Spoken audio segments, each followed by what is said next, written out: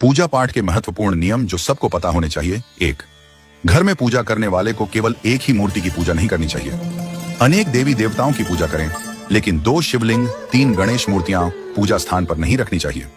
2. शालिग्राम की मूर्ति जितनी छोटी होगी उतनी ही अधिक फलदायक मानी जाती है। 3. यदि कुशा उपलब्ध न हो तो स्वर्ण की अंगूठी धारण करके भी देव कार्य संपन्न किया जा सकता है। 4. मंगल कार्यों में कुमकुम का तिलक श्रेष्ठ माना जाता है। पूजा में टूटे हुए अक्षत, चावल भगवान को नहीं चढ़ाने चाहिए। 5. पानी, दूध, दही, घी आदि में उंगली नहीं डालनी चाहिए। इन्हें लोटे या चम्मच से लेना चाहिए। 6. तांबे के बर्तन में दूध का निषेध। तांबे के बर्तन में दूध, दही या पंचामृत नहीं रखना चाहिए, क्योंकि यह मदिरा समान हो जाते हैं। 7. आचमन का विधान। आचमन 3 बार करने का विधान है, जिससे ब्रह्मा, विष्णु और महेश तीनों देव प्रसन्न होते हैं। यदि आचमन संभव न हो तो दाएं कान का स्पर्श करने से भी आचमन के समान फल प्राप्त होता है। 8. देवताओं को अंगूठे से नहीं मलना चाहिए।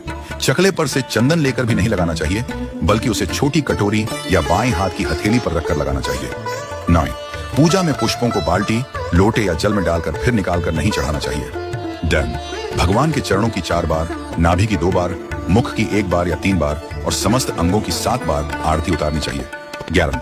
आरती के दौरान जो घंटा, नगाड़ा, झांझर, थाली, घड़ियाल, शंख आदि बजते हैं, उनकी ध्वनि से आसपास के वायुमंडल में मौजूद कीटाणु नष्ट हो जाते हैं। नाद ब्रह्म माना जाता है, जो अनंत ऊर्जा उत्पन्न करता है। 12वें हवन के दौरान अग्नि प्रज्वलित होने के बाद ही आहुति दें। समिधा हवन सामग्री अंगूठे से अधिक मोटी नहीं होनी चाहिए तथा इसकी लंबाई 10 अंगुल की होनी चाहिए। छाल रहित या कीड़ों से ग्रस्त समिधा यज्ञ कार्य में वर्जित है। पंखे आदि से हवन की अग्नि प्रज्वलित नहीं करनी चाहिए।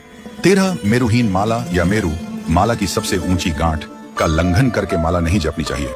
माला को अनामिका, तीसरी उंगली पर रखकर मध्यमा, दूसरी उंगली से चलाना चाहिए। रुद्राक्ष, तुलसी और चंदन की माला उत्तम मानी गई है। 14. जप करते समय सिर पर हाथ या वस्त्र नहीं रखना चाहिए। तिलक कराते समय सिर पर हाथ या वस्त्र रखना आवश्यक है। माला का पूजन करके ही जप करना चाहिए। ब्राह्मणों और द्विजातियों को स्नान के बाद तिलक अवश्य लगाना चाहिए। 15. एक हाथ से प्रणाम नहीं करना चाहिए। सोए हुए व्यक्ति के चरण स्पर्श नहीं करने चाहिए।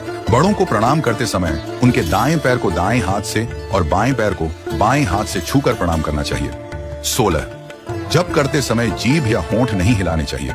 इसे उपांशु जप कहते हैं, जो 100 गुना अधिक फलदायक होता है। 17. जप करते समय दाएं हाथ को कपड़े या गौमुखी से ढककर रखना चाहिए।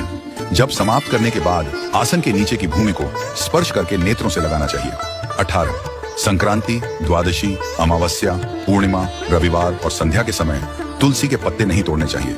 19. एक दीपक से दूसरे दीपक को नहीं जलाना चाहिए। 20. यज्ञ, श्राद्ध आदि में काले तिल का प्रयोग करना चाहिए।